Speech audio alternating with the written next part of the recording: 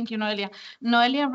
Ramos Soria is a PhD researcher at the University of Vigo. She holds an MA in teacher training for secondary education, baccalaureate vocational training, and language from the University of Alfonso X, El Sabio, Alfonso X, sorry, of 2020, and a BA in English Studies from the University of Lleida, with academic distinction from the University of Bologna. Currently, she teaches English at the Official School of Languages in Lleida. Her recent publication include, I'm sorry if I butchered this name, Rimon in Brunnen in Lauder, Waters of Wisdom, and Wonder in Tolkien's The Fellowship of the Ring. And he's the master of wood, water, and hill, is Tom Baldwin, the true keeper of the old forests. In Journal of Tolkien Research, and the world has changed. I see in the water, I feel in the earth, I see it in the air. The Celtic Otherworld in The Lord of the Rings in another journal. Her research interests revolve around Celtic culture and mythological medieval history, the Arthurian literal cycle, and Tolkien's life and works, particularly the languages he created, such as Scandia and Sindarin. Whenever you're ready, Noelia. All right, so can you see the presentation? Yeah, that's fine. Everything's great. No worries. Okay. So, welcome on board. Thank you so much for presenting me. And in my case, today it's all going to talk about Tom Bombadil, which is a prominent figure in the Tolkienian world. And my proposal under the title Elders as YM, Merifalo, or the Last Celtic Druid of the Old Forest. So basically, these are the contents I'm going to cover in today's talk. So departing from the idea of Tolkien and Celtic, and then jumping from the Tom Bombadil as a figure and how this figure is evolved and why this figure is settled in the Old Forest and so on. So, okay, let's go for it. Tolkien's ascent on Celtic influences within his literary work is marked by a complex interplay of both knowledge and rejection. In a time when the British Empire was waning and England was going through an identity crisis, as Lehman Thomas states, Tolkien demonstrated a complex understanding of the interplay of personal region and national identity. This ambivalence thereby is not incidental, but it is central in understanding the emotional texture and imaginative power of his legendarium. Tolkien famously criticized what he saw as the vagueness and formlessness of Celtic mythology, yet he vowed the sense of loss, enchantment, and the otherworldly. Irritated by the question that any aspect of his creative work was derivative, Tolkien made a concerted effort to distance himself from associations with the Celtic tradition. To these very inflated state that Tolkien was not a matter of consistency, something that I totally agree with the same amount of the presentation. He both acknowledged and downplayed the influence of Celtic material. Attention that invites both scholarly and general readers to question whether his denial of getting tone was a leading pause, dressing move to prevent his work from being narrowly categorized. So rather than adopting tradition wholesale, Tolkien selectively incorporated elements he found aesthetically, thematically compelling, reworking them within his own imaginative framework. All right, so first stop is Western of Tom Bombadil. So the first one we have is the Adventures of Tom Bombadil, which was the first time Tom was introduced. According to Elrond, which is like one of the most important elves in Tolkien's Middle Earth, he's Irwine Benelai Dot, which means elders and fatherless. Other scholars like Zakentin Bardo regard him as a nature spirit. And Dickinson events also relate that Tom Bombadil exists in a sense apart from alongside the mainstream of the narrative. There are many ways to interpret Bombadil's nature. There are those who associate with Ola, which is like a Vala. Others suggest associations with Saruman, Gandalf. But Frodo Scary, who is Tom Bombadil, which Tolkien did not give readers a direct answer, but Hadro posits he himself knew very well. So Bombadil's nature might be less of an unfinished concept and more an intentional enigma. Then Tolkien himself admits that in letter 144 to Naomi Mitchinson that I would not, however, have let him if he did not have some kind of function. And Bombadil confirms his unique role by stating, I am old, elder as I am. Tom was here before the rain in the trees. Tom remembers the first raindrop, the first corn. He knew the dark under the stars when it was fearless, before dark light came from the outside. So Bombadil's self-description as the eldest places him outside the established cosmology of Middle-earth. In letter 144 to Noam Mitchinson, again, insists, a story I think is good that there should be a lot of things unexplained, and Tom Bombadil is one intentionally. So Goldberry, for instance, calls him the master, his natural domain, by saying Tom Bombadil is a master. So basically, this idea of mastery serves to highlight Bombadil's unique function when even Frodo addresses him as master, asking, "Who are you, master?" One can compare Tom Bombadil as a nature spirit, since he possesses the power of Earth itself, and these interpretations are corroborated by Bombadil's capacity to soothe wildlife and trees. In letter 153 to Peter Hastings, he stated, "He's a master in a peculiar way. He has no fear, no desire of possession, no domination at all. He merely knows and understands about such things as concern him, his natural little realm." So this title of master and his lack of desire to exact control of the areas outside of his domain makes Bombadil to be set in otherworldly Middle-earth realm that fits to Tolkien's concept of secondary world.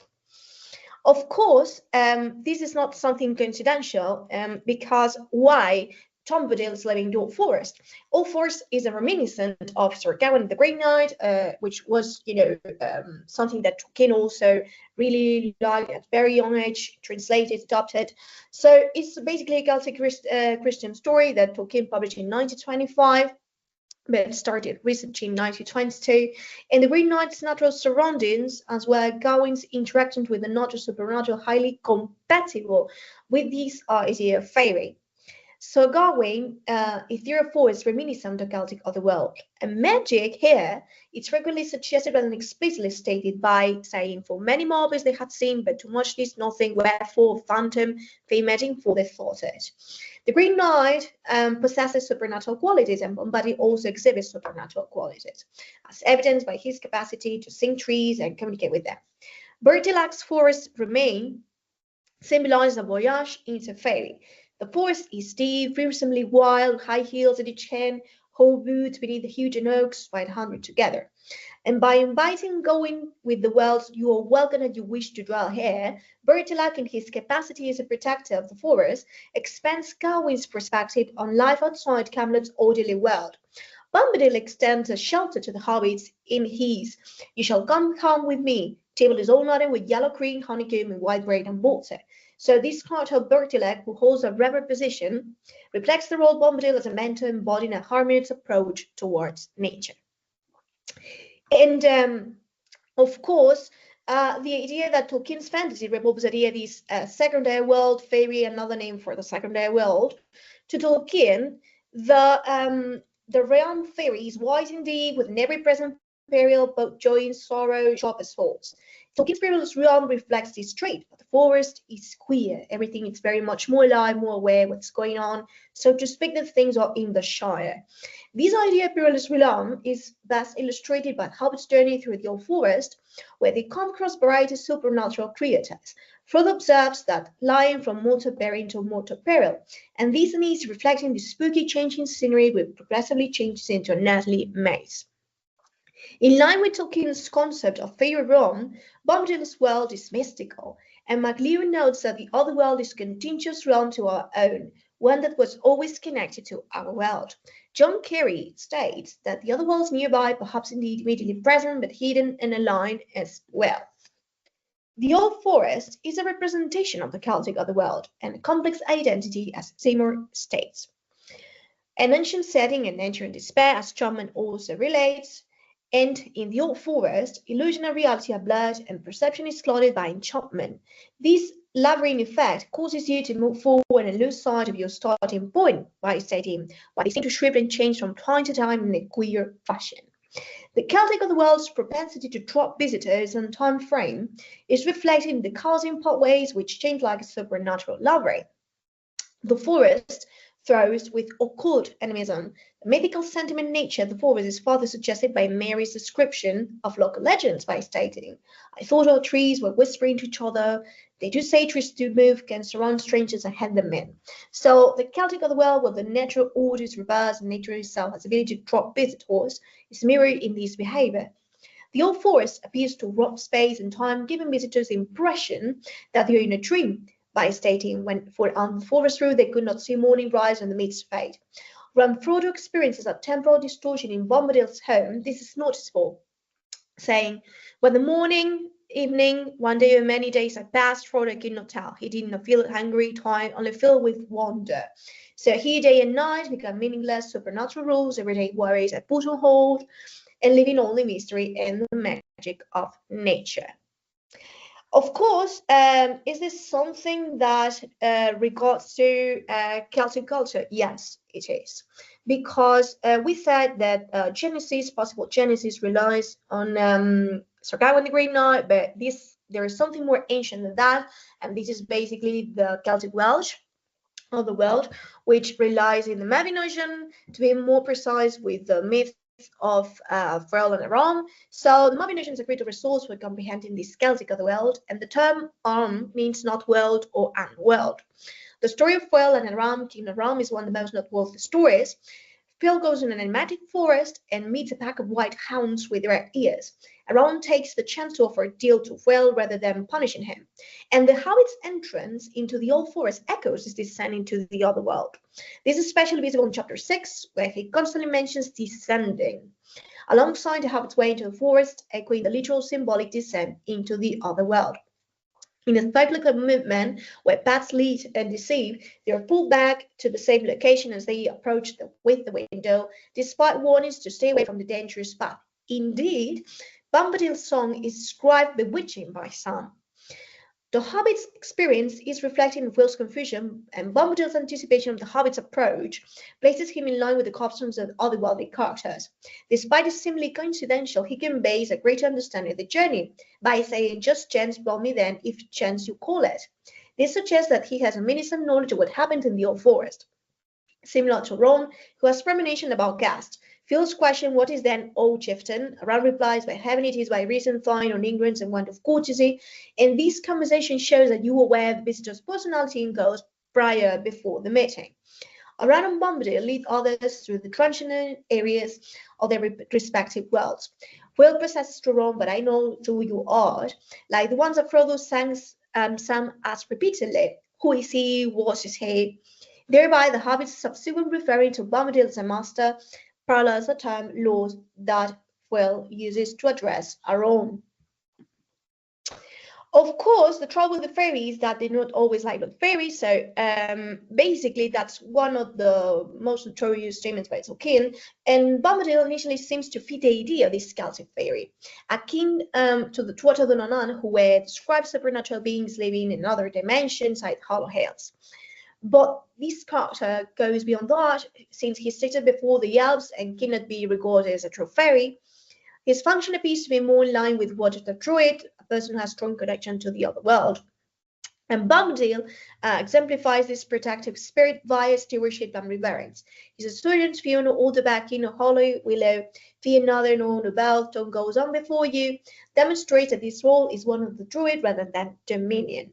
As a druid, Bombadil engages with nature through song and command, and this is demonstrated by intervention in Merry and Pippin with Orm and Willow.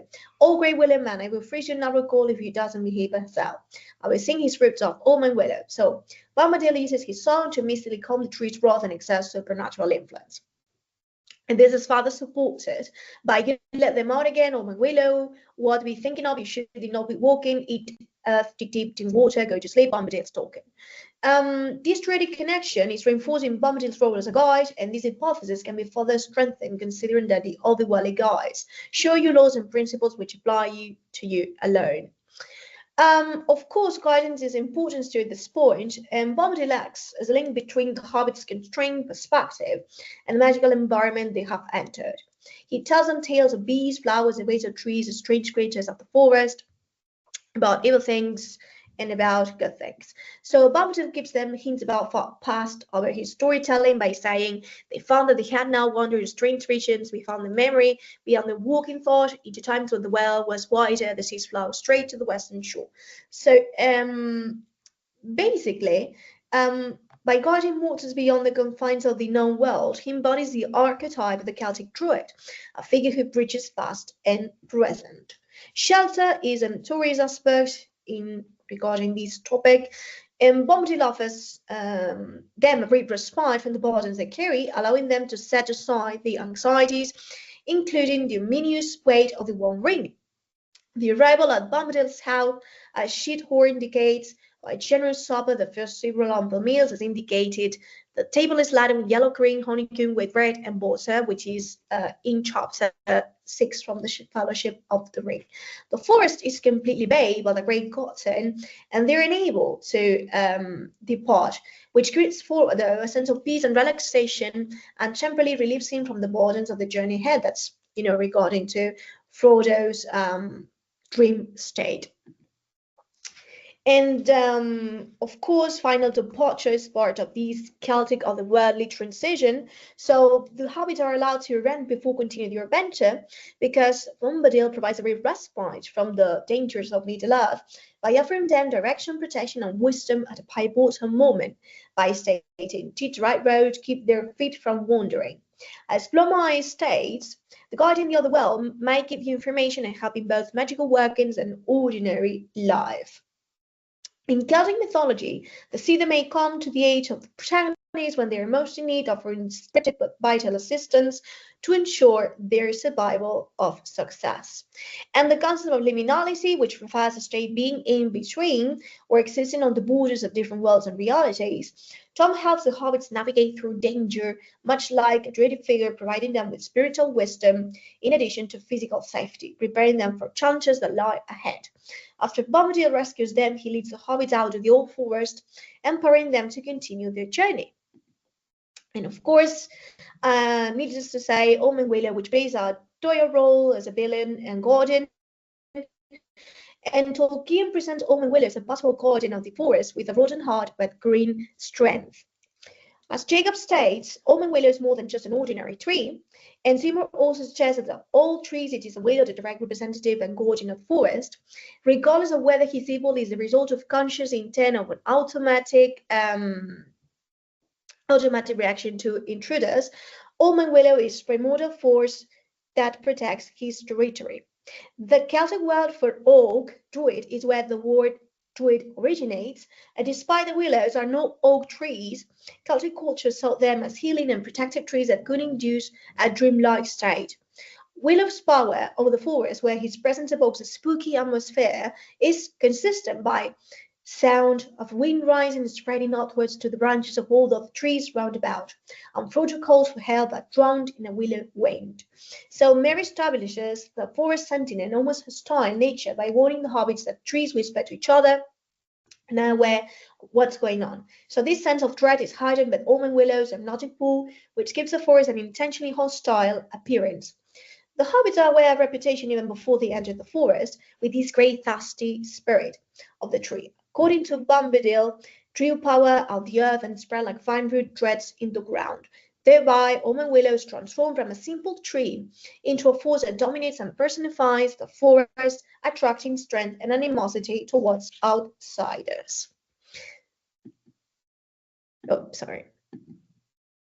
That's, So, as to include overall Tolkien's statement on, needless to say, they're not Celtic. The relationship between Celtic things since Celtic needs to be disdained, considering that it's not just a version of passion, it's like between both, like bridging them. And, this model of inconsistency of, as Fligger states, it's very reluctant and it's clearly visible not only in his letters, but also in his own books. And that concerns to, of course, to the concept of the worldly realms. Not only applies to other realms, that's what we know with the concept of fairy, that fairies are not just the elves, fairy realms, not just like, dedicated exclusively to elves, but it goes beyond that. So this concept can be also applied to other realms, or forest, fungal forest, even if we get deeper. So, it goes beyond that. And of course, all forest is not something new. It traces back to Sir Gawain the Green Knight. And even from Sir Gawain the Green Knight, we have this Celtic Welsh myth, Fionn Rome, navigating the Unworld forest. which at the same time has to do with the hobbit's entrance into the old forest by setting up down, so this descending term that is very prevalent in this sense. And to what extent even Bombadil has been attributed many times, Balor, Mayor, nature spirit can be regarded more as a druid than the real Celtic god, which has to do with almond weather.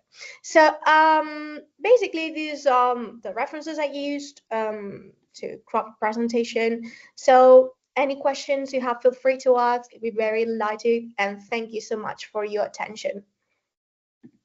Thank you so much.